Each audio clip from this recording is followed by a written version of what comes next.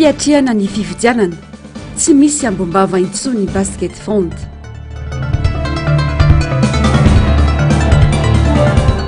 raha ampividianana tsy mahatoky ny mpitondra ny vahoaka entiny hoy ny otrikafo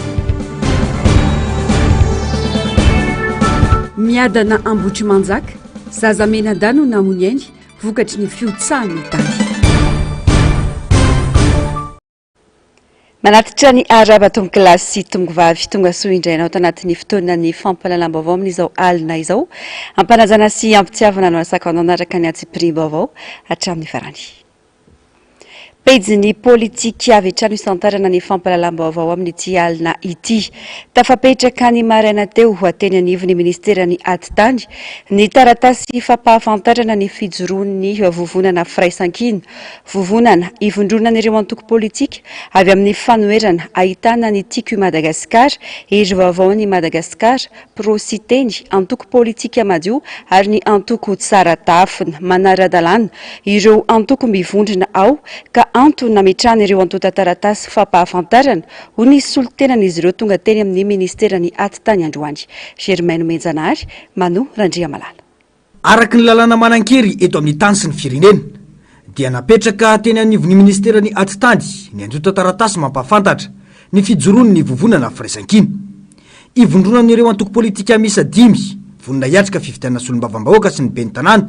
ny antoko 5 ny prositeny APM HSVM ary ny tsara tafina tsy ny lalàna amin'feny antoko intsony no mipetraka rehefa ao anatin'ny vovonana fa tsy maintsy misy ny fampifehezana vaovao raha ny fanazavana rehefa miditra ao anatin'ny groupement de parti dia efa misy indray ny règlement intérieur na fitsipika anatiny ifampifehezan'ireo antoko zay mandrafitra an'izany coalition na ny regroupement de parti zay fa tsy afaka mitondra intsony ny ataontsika hoe ny foto-kevitra na ny ataontsika hoe ny discipline manokana ny antoko fa ny arahana nandravona ny fehezina ao anatin'ny règlement intérieur anankiray zay anisany dossier nampiarahana amin'ity fananganana n'ity vondronam-pantoko ity izay règlement intérieur ifampifehezan'ireo antoko rehetrarehetra mandrafitra an'izany vovonana izany taorian'ny fametrahana antota taratasy momba ny vovonana firaisan-kina teto amin'ny ministerany atitany dia niazo ny fitsarana avo momba ny lalam-pandrenana avetrany ireto délégation ny lalàna atrany mantsy no mametraka fa tsy maintsy misy dika mitovy amin'ireo taratasy apetraka eny anivon'ny ministerany atitany no apetraka eny anivon'ny HCC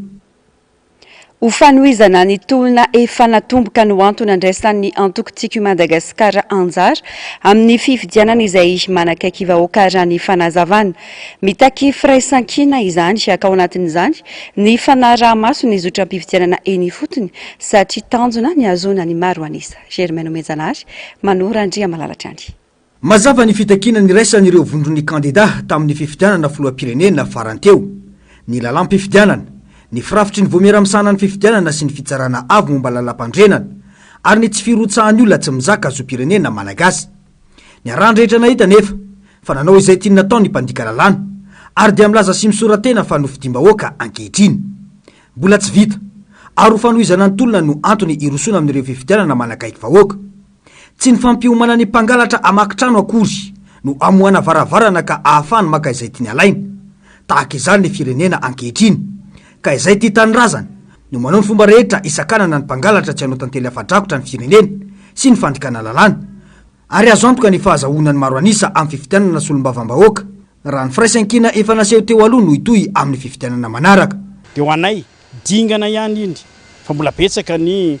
zotra-pifidianana mbola andeha satria processus électoral io tsy ny fahefan'ny filoham-pirenena reraka ny fahefana azo amin'ny alalan'ny fifidianana fa indray mitoraka ity kosa dia hiditsika ny amin'ny alalany fifidianana ifidianana an'ireo tompon'andraikitra isam-paritra izany hoe le fifidianana manakaiky vahoaka zay ataoko fa fahefana ihany koa manandanja betsaka raha tsy laza fotsiny tsika ny fahefana solombavam-bahoaka zay mpanara-maso ny asan'izany mpanatanteraka izany mo mitondra ihany koa ny etaetany vahoaka mbola ho avy eo ihany koa ny fifidianana ben'ny tanàna sy ny mpanolotsaina ka misy mahasamihafa azy dia tsotra betsaka ny zavatra nitakina tao anatin'iny ankoatran'ny hoe fitakinan'ny fiovan'ny ACC sy ny CENI dia eo ihany koa ny fitakina tamin'ny fotoanan'iny tsy fahazahoany kandida anankiray ny latsaka noho ny fananany zo-pirenena zay zany zao dia fa mahasamihafa ny zavatra nitakina tamin'ny fotoanandro zao amin'izao fotoana zao kosa nefa dia rositsika araka ny voalazako teo any amin'ny fifidianana manakaiky vahoaka dia apetraka tanteraka eo ampelantanan'ny vahoaka amin'izay amin'izao fotoana zao ilay fanaraha-maso satria mitovy amin'ny hoe sanatry ny vava ka hoe isy mpangalatra andeha andrahona anao vakinao ny trano vakin'ny trano angambany ataoko tsy ny fanokafanao ny varavarana idirany no anamaivana an'izany fa voamaika ary anao anamafy ny hidim-baravarana mba hafahana mba mitandro an'izay hoe mba tsy isiany zay sanatry ny vava finiavana nodikodina na anao an'izay fangalarana amin'ny fifidianana zay ametraka izahay ary anentana zay any vahoaka rehetrarehetra ho an'izay anjara mavitrika amin'ny fifidianana amin'izay ataoko hoe manakaiky azy indrindra ary ametraka ihany koa ny antsoina hoe andro masom-pifidianana io moa zany ohatran'ny olona rehetrarehetra andeha hifaninana tsisy olona andeha hifaninana kilazany hoe malemy zay fa zay kosa mahita fa matoa napetraka ity firesankina ty satria ao mbolana hoe zay mitandra vato ary mino zahay fa azony maraonisy zay mitindra mitoraka ity tsy maintsy misy ary efa nisy ny fifandaminana amin'ny fandrotsahana kandida manerana any Madagasikara ho any antoko ao anatin'ny vovonana firaisankina tanjona ny fahazahoana maronisa amin'ny fifidianana io Vavaon'ny politika izay ihany modely ratsy mahatonga tsy fahatokisany eo amin'ny vahoaka ny fitondram-panjakana hoy ny filohany antoko politika Otrikafo Elia Rabevahiny manoloana ny fifidianana solombavam-bahoaka izay hatrehana ny firenena amin'ny 2020 Mey ho avy izao na itsy ity mpanao politika ity raha nilaza fa ina iteraka fahalainany eo amin'ireo mpifidy indray ny fomba fanaovana politika eto amin'ny firenena. Mialy Rajnombana ny Artanjona sy Mathieu Pressy. Fifidianana manakaiky vahoaka ny fifidianana atrehan'ny Madagasikara sy ny Malagasy manaraka eo dia ny fifidianana solombavam-bahoaka izay tanterahana amin'ny 2020 volana Mey izany. Raha tsy nandray anjara tamin'ny fifidianana filoham-pirenena ny fitopolo isan-jaton'ny mpifidy, mbola hina ao ambany ny taham-pahavitrihan'ny mpifidy amin'ny fifidianana manaraka eo araka ny nambaran'ny filohana antoko politika Otrikafo Elia Rabevahiny. Antony tsy mahatoky ireo rafim-panjakana ireo olom-pirenena ao anatin'izany nisy ny HCC izay mikarakara ny fifidianana. Manampitrotraka ary voamaika miteraka tsy fahatokisany eo amin'ny vahoaka malagasy sahady ihany koa ny filazaniny avy eo anivon'ny fitondrana fa ho lasan'izy ireo ny toerana tsy latsaky ny 100% amin'ny fifidianana solombavam-bahoaka io. Ny fanaovana politika eto amintsika mihitsy no miteraka tsy fahatokisany eo amin'ireo vahoaka entina sy ny mpitondra ho ny fanamafisany ity mpanao politika ity. Mbola mipetraka foana le hoe atraiza no ahafahana matoky an'ilay zotra-pifidianana amin'ny ankapobeny mihitsy zany ao anatin'izany hoe ny liste électorale le mpikarakara ny fifidianana ohatran'ny hoe ny CENI ny ACC mbola adihevitra tarafina amin'ny zavatra misy zany dia azo antoka mihitsy hoe alaina ny olona na dia hoe élection de proximité ary iolay atao io satria averiko ihany hoe tsy tokisany ny rafi-pifidianana le zotra-pifidianana amin'ny ankapobeny satria io mahatonga ny mpitondra fanjakana mihitsy ny manome modely ratsy hoe rehefa andeha fifidianana solombavam-bahoaka tsy latsaky ny 20% no azonay nahoana mampiteraka ahaza ny zavatra ny 20% ahoana moa raha ianao sy ny fakafizan'ny vahoakanao ve sy ny skandale ataonao isan'andro dia ho azo antoka zany 20% zany dia zay zany no voarain'ilay vahoaka dia lasa malaina ny olona hoe dikan'izay zany reo anao tikano tsy tikano anao zay azahoany an'ilay 20% tahaka n'ilay tamin'ny fifidianana filohan'ny republika hoe premier tour dia vitany tokoa moa zany le izy na dia nampiasany vola nampiasany ny fahefana rehetrarehetra teo am-pelantanany dia lasa manana fomba fisaina zany ny vahoaka malagasy izay tsy diso hoe efa endriny fotsiny ihany sisa le fandatsaham-bato efa vita miloha ny fifidianana eto Madagasikara. Dika zany malaina ny olona ndray anjara amin'ny fiainam-pirenena fa saingy zao tsy raha zay indray ny ataon'ny mpitondra fanjakana zany hoe ataontsika hoe ahafalifaly azy satria afaka manao zay tiany atao izy satria ny majorité zany mitaza-potsiny dia ozy hoe azadiny koa nefa ny avahany vahoaka malagasy amin'ny vahoaka ny firenen-kafa rehefa izy koa zay ny tapa-kevitra idina an-dalambe dia ozy hoe miongana ianao zay ozy hoe misy zavatra tokony ho tsakotsakoana zany izy misy lesona tokony raisina mba ahafahana manitsy ny fiainam-pirenena. Mahakasika ny fiatrehana ny fifidianana izay ihany tsy manana ambombava intsony ny tetibola ny basket fond anarana mpifidy mandodina ny valoalina mahery ihany koa no ahina hoverina indroa araka ny tatitra nataony voamiera malo tena misahana ny fifidianana na ny CENI momba ny fanavozana isan-taona ny lisy-pifidianana na ny ralina androany teny alarobia mandodina ny 300 ny tapitombonin'ny mpifidy vaovao tafiditra anaty lisy-pifidianana nandritra ny ralina faranteo onjalalaina ranaivo manana tahirina mitatitra ny antsiprimbovao. Marisarisa amin'ny fanomezana fanampiana arabola hiatrehana ny fifidianana ny vondrona Europeana sy ny masivony Alemaina nandritra ny tafa nataon'izy ireo tamin'ny mpanao gazety tamin'ity herinandro ity. Maro tamin'ireo tolo-kevitra naroa sy ny vondrona Eoropeana tamin'ny taona 2024 no tsy nitanterana araka ny fanambarana nataon'izy ireo. Mety ho anisan'ny mahatonga azy ireo ary sarisa amin'ny fanomezana fanampiana arabola hiatrehana ny fifidianana solombavambahoaka izay atao afaka 3 volana izany, ka nilazany filohan'ny delegasion ny vondrona Eoropeana fa ilay iray tapitrisa euro narotsaky ny vondrona Eoropeana ho an'ny basket fond tamin'ny herintaona no totaly ny fanampiana izy ireo hiatrehan'ny Madagasikara ireo fifidianana 13 taona, dia ny fifidianana solombavambahoaka, ny fifidianana filoham-pirenena ary ny fifidianana ben'ny tanàna sy ny mpanolontsaina. Nilaza nefa ny filohan'ny CENI androany fa tsy misy intsony ny ambom-bava tamin'ny basket fond fa lany hiatrehana ny fifidianana filoham-pirenena farany teo izany. Na izany azy, nanamafy ny avy amin'ity Vomera Mahaloetena misana ny fifidianana ity fa misy hatrany ny fifampiresahana amin'ireo mpiara-mombonantoka mahakasika izay fitadiavana fanampiana izay. Amin'ilay ambom-bava sarotra namana Real TV no hiteny hoe misy ny ambom-bava eo amin'ny basket fond. Raha araka ny resaka ny fanaovako tamin'izareo dia efa nampiasaina tamin'ny élection présidentielle daholo ny vola teo amin'izareo. Fa mba misy an'ilay 4.7 miliara mahery efa mba azosika amin'ity élection législative ity, ahafahantsika miatrika n'izay charge izay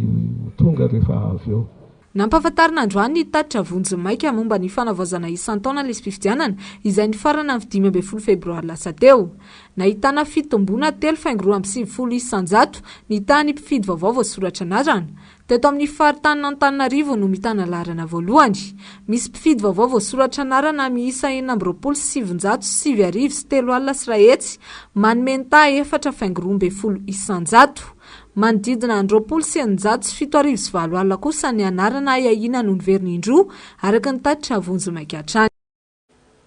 Tsy toetran'olona ho solombavambahoaka no nasehon'ny solombavambahoaka voafidy tao Mahajanga faharoa ny administratera sivily Raolonarivo Paolo mila fandraisana andraikitra ny fifidianana sy ny fanolorana ireny olona ireny ho kandida fa tsy izay manambola no arotsaka sy hovidiana ho ihany ny filohan'ny Sinanda. Afitra Sondrebe, Andry Rakotomala.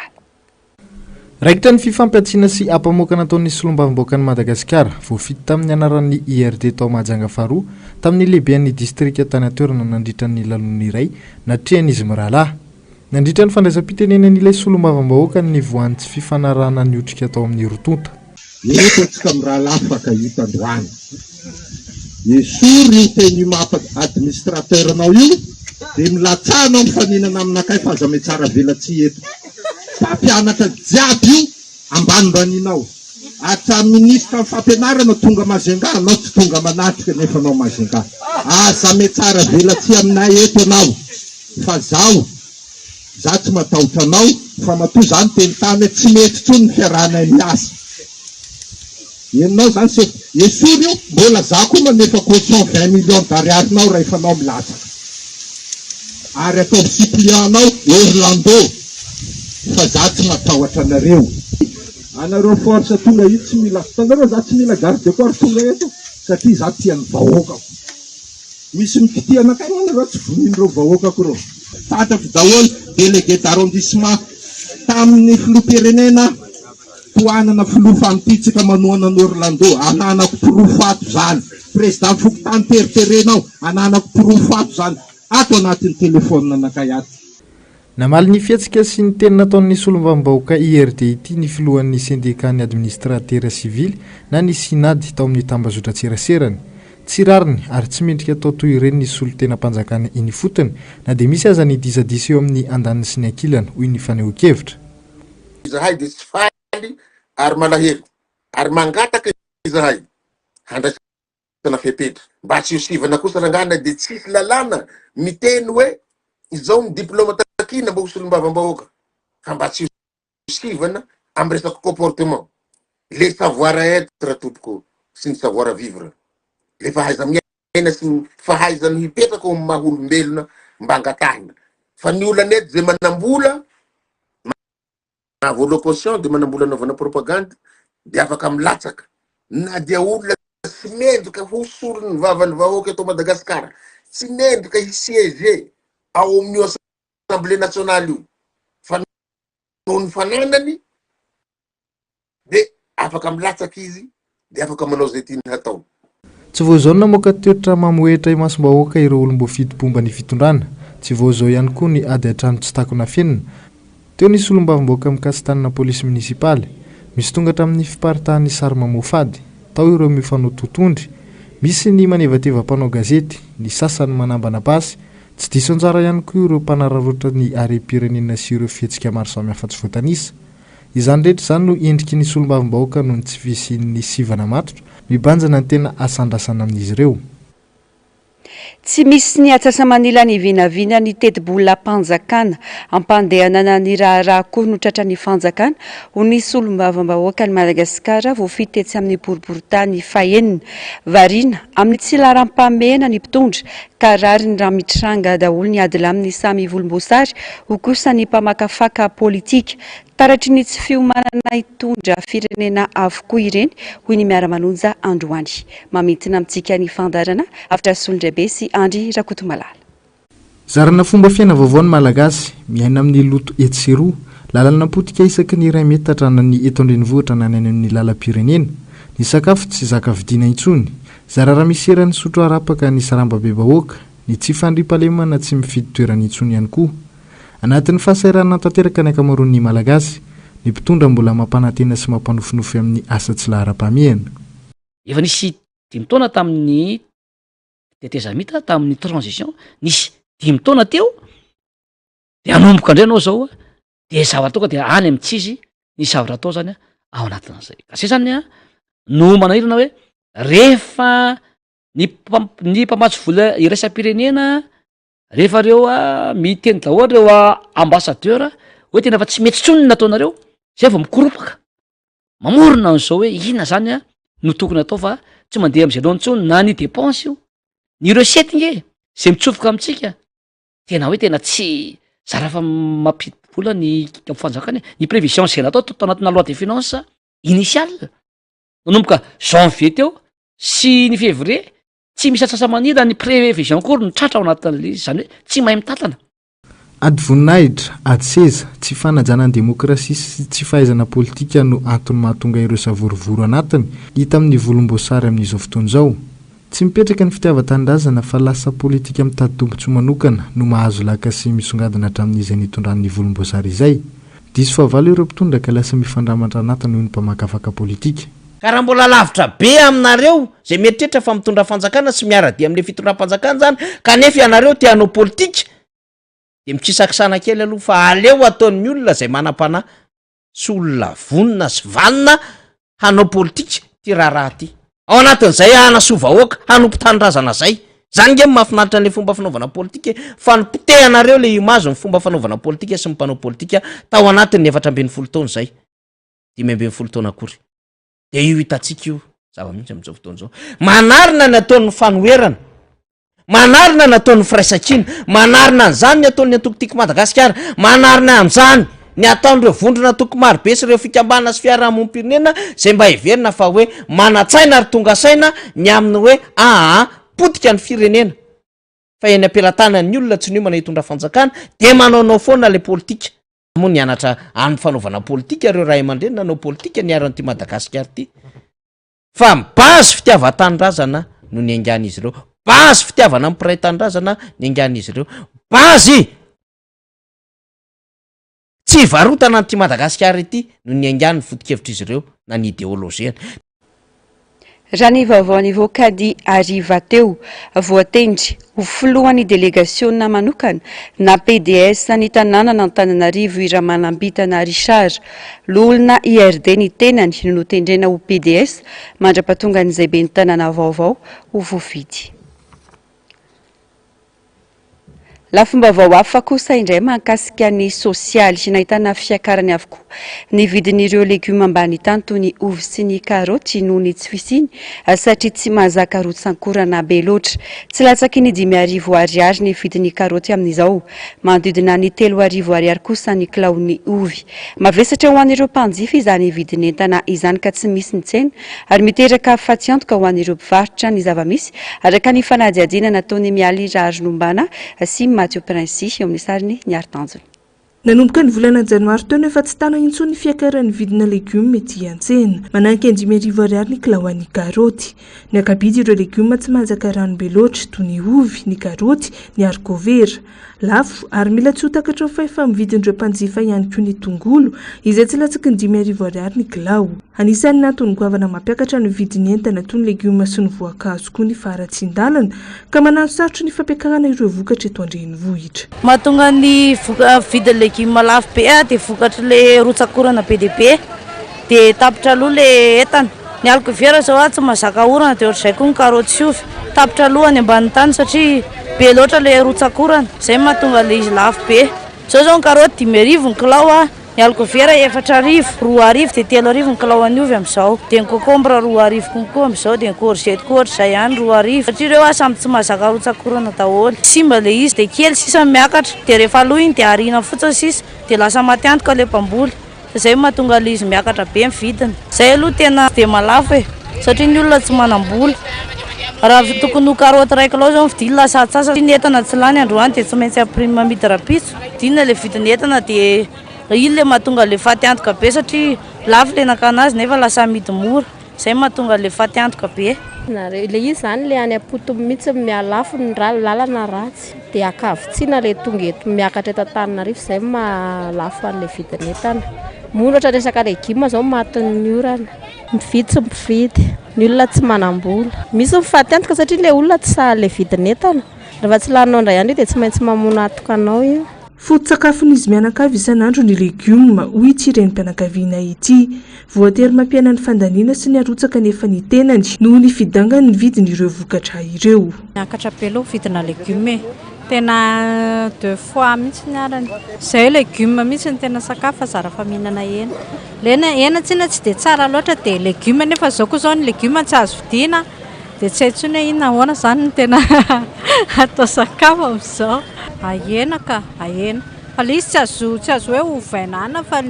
zay zany nefa ration alimentaire dia tsy maintsy ahana fa ahena fotsiny quantité asiana complément fotsiny izy any amin'ny tapana atsimo renivohitra miazo ny lalam-pirenena fahafito toana Ambatomanohina Antsirabe Faratsoa no akana ireo entana toy ny legioma sy ny voankazo amidy eto andrenivohitra raha mbola tsy misy anefa ny fandraisana andraikitra ny fitondram-panjakana amin'ny fanamboaran-dalana anana olana amin'ny fampiakaram-bokatra sy ny famatsiana hatrany ireo tantsaha ary atraiky any amin'ny vidin'ny entana eto andrenivohitra izany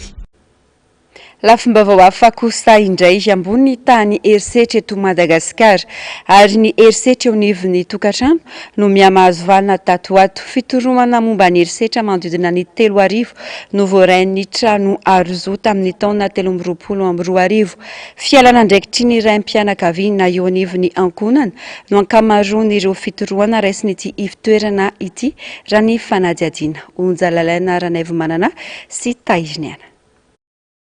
natratra 3,000 mahery ireo fitoroana voarain'ny trano Arzo tamin'ny taona 2024 ka ny 70 ka hatramin'ny 570 isanjato amin'ireo dia herisetra eo anivon'ny tokantrano avokoa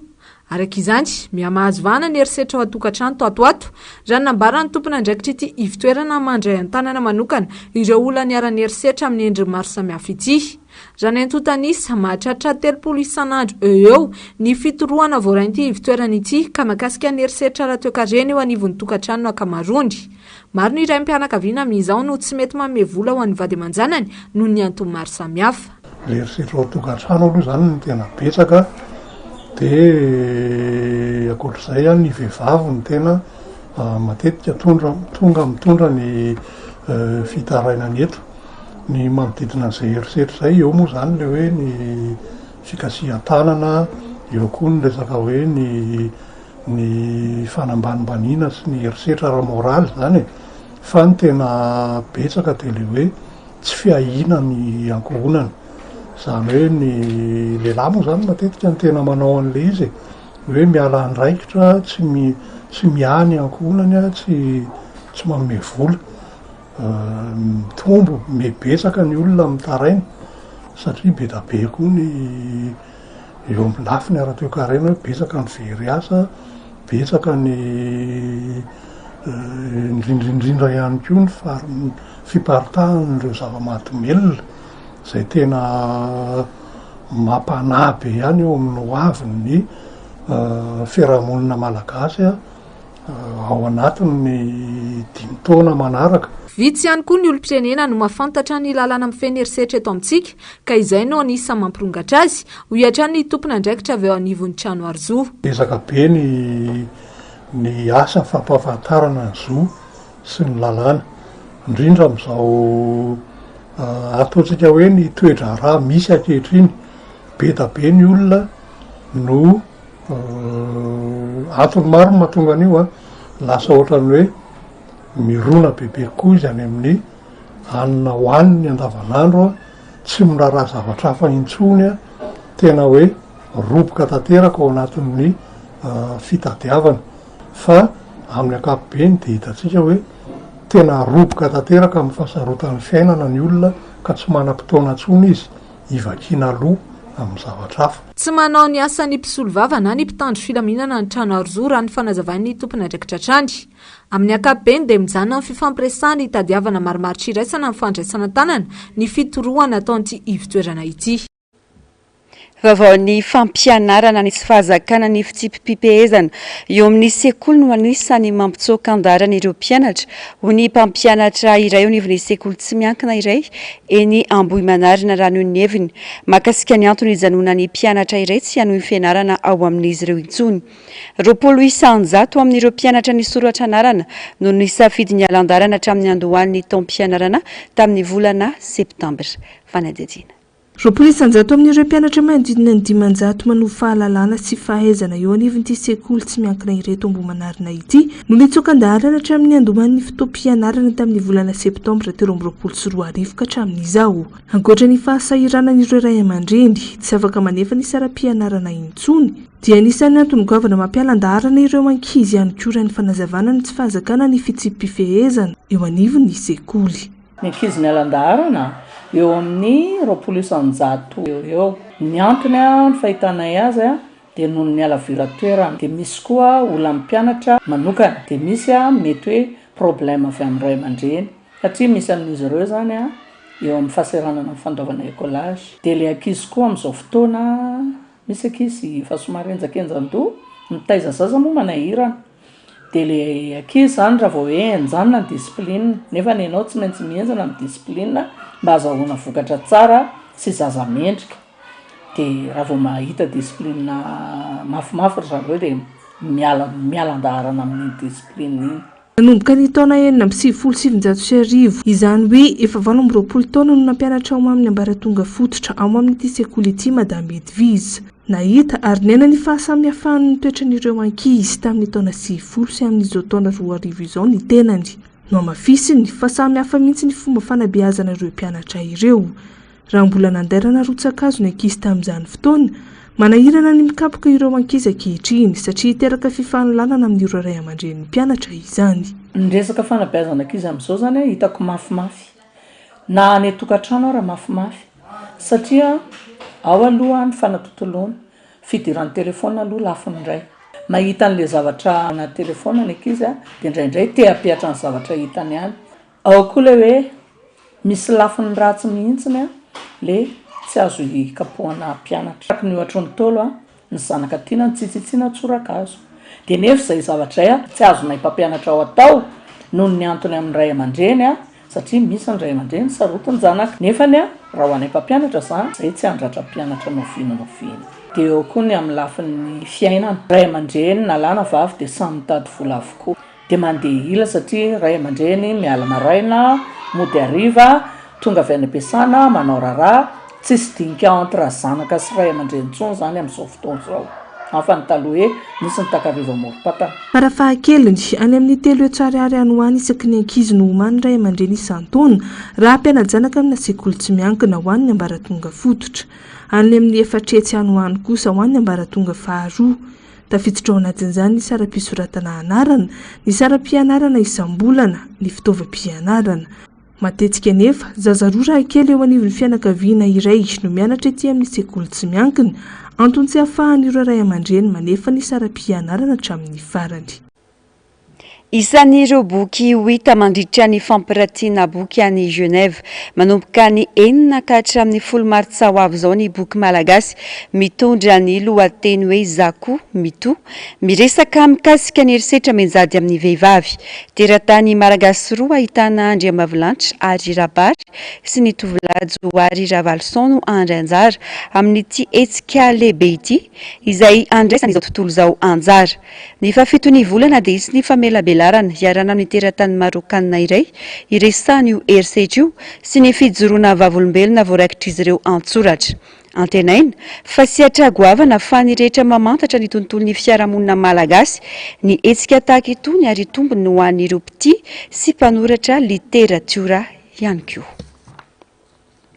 Fa ny fampiasana fitaovana aroloza tsy matianina sy tsy manaraka ny fenitra iraisam-pirenena no anisan'ny mahatonga ny loza an-dranomasina sy an-dranomamy. Antony tsy ampiasain'ireo mpisehatra fitaovana matianina nefa ny fahalafosany mba hanampiana ireo mpampiasa sambo mpanjono sy sambo mpitatitra ary arovana ny ain'ny mpandeha dia nisy ny fampahafantarana ireo fepetra rehetra mila raina amin'ny fitaterana an-dranomasina sy an-dranomamy androany nataony APMF. Onjalalainarana efa manana taiziny aina. Anisan'ny sy ampitaterana ahitana loza hamoizana aina mpandeha maro ny loza an-dranomasina sy ny loza an-dranomamy. Antony iray lehibe indrindra mahatonga izany tsy fampiasana ireo fitaovana aroloza toy ny gilet de sauvetage manaraka ny fenitra. Raha ny antontanisa mandijana ny 700 ny ambana mahazo ny mpandeha iray tsy mampiasa ny fitaovana aroloza ho an'ny fitanterana an-dranomasina sy an-dranomamy. Mba hanamorana ny fahazoana ireo fitaovana aroloza ireo sy ampihenana ny loza an-dranomasina sy an-dranomamy dia misy ny fanampiana ireo mpandraharaha mpanafatra sy mpivarotra ireny entana ireny ataony avy eo anivon'ny APMF. Marina fa ny gilet de sauvetage dia misy norme izy io fa tsy hoe rehefa manao gilet dia izay le izy ary izay zany mbola olatsika amin'izao le tsy fisiny le karazana fitaovana reny no norme fa karazana ohatrany hoe formalité ihany zany no ananana ary ny mpivarotra koa zany dia tsy mpivarotra matianina. Tsy maintsy manaraka ny fepetra napetraka ho an'ny aroloza ihany koa ireo mpandrarana azo alalana hivarotra ireny fitaovana ireny. Dia avy eo amin'izay zany misy ihany koa zany ireo le procédure d'agrément zany hoe ho an'ireo mpandraharaha na opérateur économique zany izay andeha hivarotra an'ireo le équipement et matériel de sécurité ireo zany dia misy fenitra tsy maintsy arahany zareo koa zany na eo amin'le hoe fanafarana an'ilay entana na eo amin'le hoe andeha ho amarotana an'le entana zany. Ny fahalafosan'ny fitaovana aroloza ny tena antony mahatonga ireo mpisehatra mampiasa fitaovana tsy manaraka amin'ny fenitra iraisam-pirenena fa eo ihany koa ny tsy fisiana eo amin'ny tsena anatiny. Vaovao ny trangam-piarahamonina zazaronina mony ainy alina atao amin'ny fokontany miadana Ambohitrimanjaka fokontany vokatry ny fiotsahan'ny tany noho ny rotsan-korana. Zazamena dasendra natory tao amin'ny renibe ny tompony trano io ireo namony ainy ireo tsy maintsy nandray fepetra manoloana ireo mponina mipetraka amin'ny toerana ny Arandoza ny teo anivon'ny fiadidina ny tanàna. Germaine Omezanahary Mano Randriamalala. Zaza mianada no maty vokatry ny fiotsahan'ny tany tamin'ity trano iray ity eto amin'ny fokontany miadana Ambohitrimanjaka ity alina. 8 taona ny iray ary 5 taona kosa ny iray. Raha ny fitantaran'ireo manodidina dia tokony ho tamin'ny 7 alina tany hoandry no niseho ny loza. Renibe an'izy mianada ireto no mipetraka ato amin'ity trano ity ary natory tato izy mianada alina no tratran'izao loza izao. Zaza 4 no tato an-trano raha ny fanazavana hatrany saingy 2 avitra soamantsara fa ny 2 kosa maty na dia efa nentina namonjy toeram-pitsaboana aza hoy ireo vavolombelona nanatry maso. Ny ennay tavoaloha zany nisy ny enjera ny zavatra nidoboka be dia avy eo moa zany efa nisy nidoboka dia niteny tamin'ny reto zanako hoe misy zavatra midoboka zany dia kelikely moa ny antso vonjeo tao aminay le maman'le zaza dia avy eo moa izay zany samy mijerijery namonjy teo daholo. Tamin'ny volovon'ny Andohalo zany no tamin'ny 20 dia teo amin'ny tamin'ny 10 mahery teo le zaza vao azo ny anankiray le ray velona fa ny anankiroa zany tamin'ny 12 teo no azo alina. Ny anankiray 4 taona dia ny anankiray 5 taona maty daholo izy anankiroa. Zanaky ny olona ray zany izy da io zany mipetraka ao Antsafiva zany hoe tato amin'ny bebeany izy te 4 menada 4 menada izy nitaova ny anankiroa azo fa ny anankiroa maty tao. fikirina angamba tamin'ny teo amin'ny valo sa tamin'ny 7 teo tamin'ny 10 teo angamba vao satria tsy voajeriko tsony ny famantaranandro no zay vao azo le zaza dia za mivoaka ihany dia iny dia nizakazaka nentina tany amin'ny hôpitaly moa le zaza dia kanjo rehefa tonga tany dia hoe tsy avitra tro satria lehilahy kely raha hono hoe nisy tapaka kely lohany dia tena onena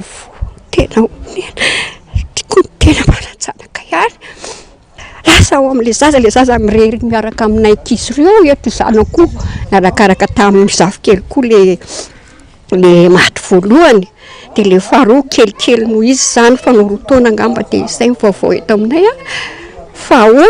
ontsa daholo izay minakavy ty eto amin'ity tanàna ty. Isan'ny fepetrany raisin'ny komina Ambotrimanjaka ny fanesorana ireo mponina mipetraka amin'ny trano aina iotsaka. Ny olona manodidina eto zany satria zao hitantsika zao zany dia azo lazaina mbola tandomindozana ihany dia efa nivakena daholo zany ny olona tao na nientany ara na izy efa tsy mipetraka ao intsony dia mba anaovana antsoavy mihitsy io zany ho an'ny vahoaka Ambotrimanjaka ho antsika izay mipetraka amin'ny toerana tahaka an'izao everina hoe mety hiavin'oza aleo moa zany tsika mba aleo misoroka dia zay mitsapy dia mba manentana antsika rehetra efa nalefa moa zany teknisian'ny komina sy ny polisy mba hijery anara-maso toerana rehetra misy avoana sy misy tahaka an'izao mba ahafahana mijery sy mandray fepetra mialohan'ny hiavin'ny loza fa ty moa zany tampoka ty hoe ny tampoka tsy mahalehilahy dia mba hisorohana an'izay zany dia mba aloha mba mijery ny toerany tsirairay mba andray fepetra avy hatrany zany satria ny orana zany araka voalazan'ny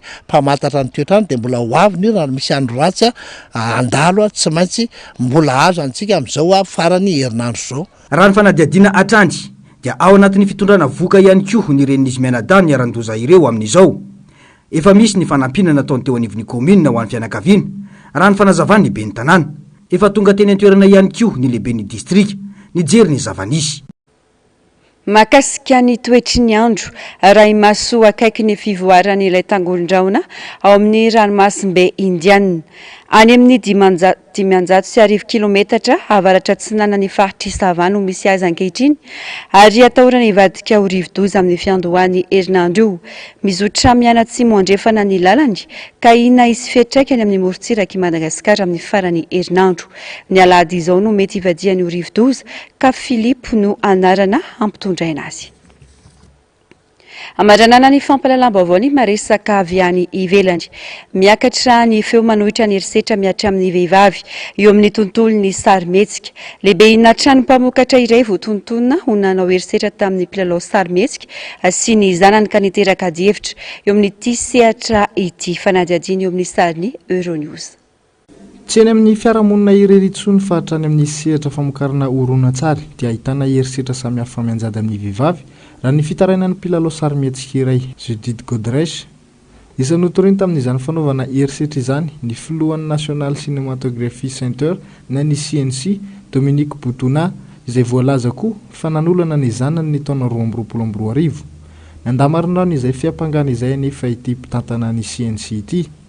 Noenona sonadadiny délégation ny zony vehivavy eo anivon'ny antenimierandolona frantsay i Judith Godrèche ka nangatahany tokony hanokafana aingana ny voamera parlementaire manokana manadiady ny herisetra ranofo eo amin'ny sehatry ny sarimetsika. Lasa mpitondra teny ny ady amin'ny herisetra mianjady amin'ny vehivavy eo amin'ny tontolon'ny sarimetsika frantsay ankehitriny i Judith Godrèche noho izao fijoroany izao. Warainao vitrany aoriana izao fampalalam-baovao izao ny fandarana ahoana marina. Global News ary ny horonan-tsary indray miseho mitondra ny lohateny hoe Jigsaw ny tenako tonga lasy tongovavy mamevy taonanao ho amin'ny rampitso indray. Veloma tompoko.